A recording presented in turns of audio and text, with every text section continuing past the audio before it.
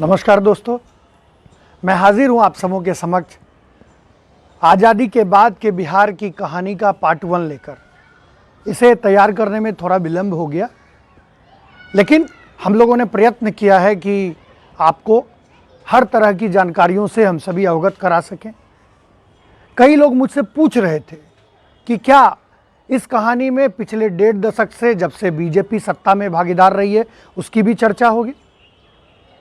दोस्तों, जब आप या आपका संगठन किसी व्यवस्था का हिस्सेदार हो और आप ही उसका मूल्यांकन करें, यह कदापि उचित नहीं होगा मेरी समझ से।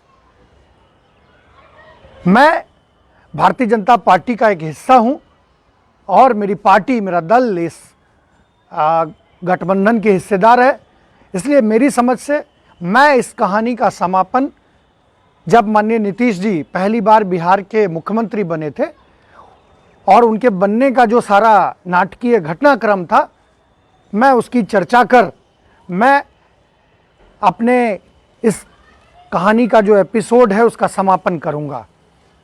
जब भी जितना एपिसोड चलेगा उसके बाद मैं वहां तक चर्चा करके मैं इस कहानी को समाप्त करूंगा और आप पर छोड़ूंगा कि पिछले 1.5 दशक के कार्यों का आप मूल्यांकन करें।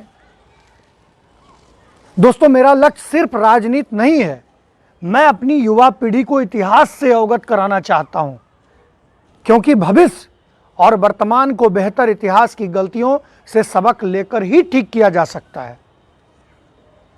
आज की कहानी है शेर की तरह रैलियों में गर्जना करने वाले बिहार केसरी श्री कृष्ण सिन्हा जी की, जिन्हें प्यार से लोग श्री बाबू कहते हैं, जो कभी महर्षि अरविंद, सुरेंद्र नाथ बनर्जी से प्रेरणा लेकर मुंगेर के गंगा घाट पर एक हाथ में गीता और दूसरे हाथ में कृपाण लेकर पूरा जीवन राष्ट्र को समर्पित करने का प्रण लेते हैं।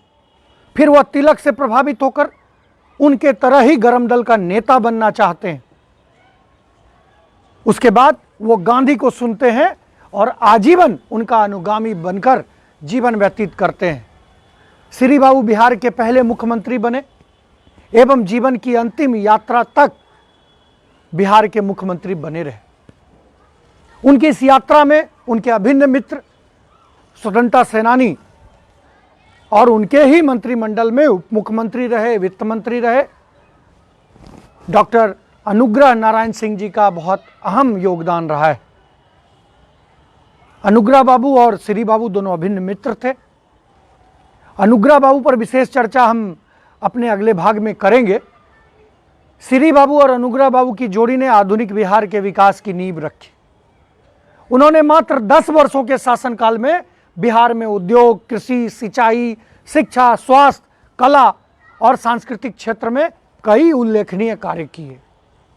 आजाद भारत की पहली रिफाइनरी बरौनी ऑयल रिफाइनरी, आजाद भारत का पहला कारखाना सिंदरी व बरौनी रासायनिक खाद कारखाना, एशिया का सबसे बड़ा इंजीनियरिंग कारखाना, भारी उद्योग निगम एचईसी हटिया, देश का सबसे बड़ा steel plant SAIL Bokaro, Barauni dairy, Damodar valley corporation DVC, Patratu thermal power station, Maithon power plant, PPCL and sulphur mines at Amjhore, Kargali coal washery, Asia का सबसे बड़ा रेल यार्ड गडहरा, रेल से सड़क पुल राजेंद्र पुल, कोसी प्रोजेक्ट। और यदि हम शिक्षा के क्षेत्र में बात करें तो पूसा व सबौर का agriculture college, Bhagalpur, Ranchi university, Muzaffarpur, Bhagalpur, Jamshedpur, Sindri में इंजीनियरिंग कॉलेज, नेतरहाट स्कूल। यदि हम सामाजिक क्षेत्र में बदलाव की बात करें तो बाबा बैद्यनाथ के मंदिर में श्री बाबू और अनुग्रह बाबू की जोड़ी ने ही पहली बार रविदास समाज के लोगों को प्रवेश दिलवाया। जमींदारी को खत्म करने वाला बिहार पहला राज्य बना। यदि हम सांस्कृतिक क्षेत्र में बात करें, भारतीय नृत्य कला मंदिर, संस्कृत कॉलेज पटना का, रविंद्र परिषद पटना, भगवान बुद्ध का स्टैच्यू राजगीर में, वेणु विहार वन जो है वेणु वन विहार, बहुत सारे काम हुए। और उन्होंने कोशिश की कि बिहार की जो आज़ादी के बाद की यात्रा शुरू हुई उसको गति दिया जाए। उनके शासनकाल में संसद के द्वारा नियुक्त फोर्ड फाउंडेशन के प्रसिद्ध इकोनॉमिस्ट अर्थशास्त्री एपेल्लवी ने अपनी रिपोर्ट में बिहार को देश का सबसे बेहतर शासित राज्य माना था और बिहार को देश की दूसरी सबसे बेहतर अर्थव्यवस्था बताया था। भागलपुर से जब हम ट्रेन से पटना की ओर बढ़ते हैं तो एक छोटा सा स्टेशन आता है मोर, जहां सभी ट्रेनें रुकती भी नहीं। वही मोर है श्री कृष्ण बाबू का पैतृक गांव। यहीं की गलियों में खेलने वाला बच्चा एक दिन बिहार का पहला मुख्यमंत्री बना। श्री बाबू का जन्म खनवा गांव, नवादा जिला जो है, उनके ननिहाल में हुआ था। जब वे मात्र 5 वर्ष के थे तभी उनकी माता का देहांत प्लेग से हुआ था। प्लेग एक बहुत बड़ी महामारी बनकर आई थी, जैसे आज कोरोना आई है। उन्होंने मुंगेर के जिला स्कूल से अपनी स्कूलिंग की। जी, यही जिला स्कूल मुंगेर का। कभी मुंगेर जाइए तो जिला स्कूल जाकर वहां के प्राध्यापकों से पूछिए कि क्या श्री कृष्ण बाबू की कोई स्मृति बची भी है वहां कि नहीं। वहां के बच्चों से पूछिए कि वो अपने सीनियर श्री बाबू के बारे में कितना जानते हैं या वहां के अध्यापक उन्हें कितना बता पाए हैं। फिर उन्होंने पटना कॉलेज से लॉ किया और मुंगेर कोर्ट में प्रैक्टिस करने लगे। आज़ादी के आंदोलन में काफ़ी सक्रिय रहे, जेल गए।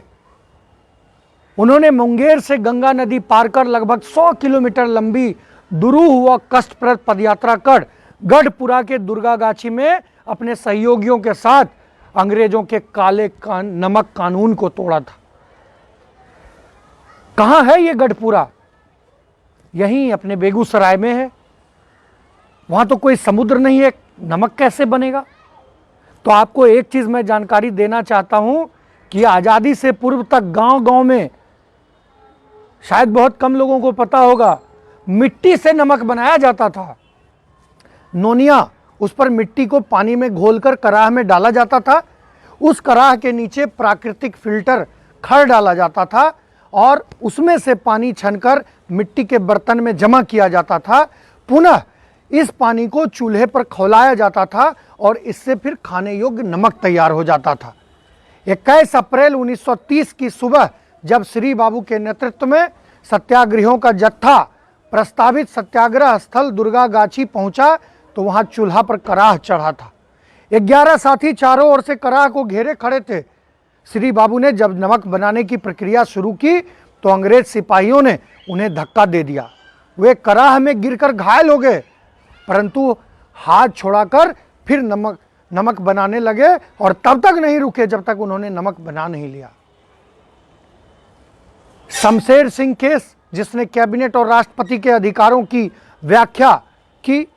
मेनका गांधी केस, जिसने right to life and personal liberty को फंडामेंटल राइट डॉलर करने लैंडमार्क जजमेंट पास करने वाले जज जस्टिस वी.आर. कृष्णा लायर कहते हैं कि Sinha was among those who were heavyweights in their own right and brought into political administration a texture of nationalism, federalism, realism and even some touch of pragmatic socialism.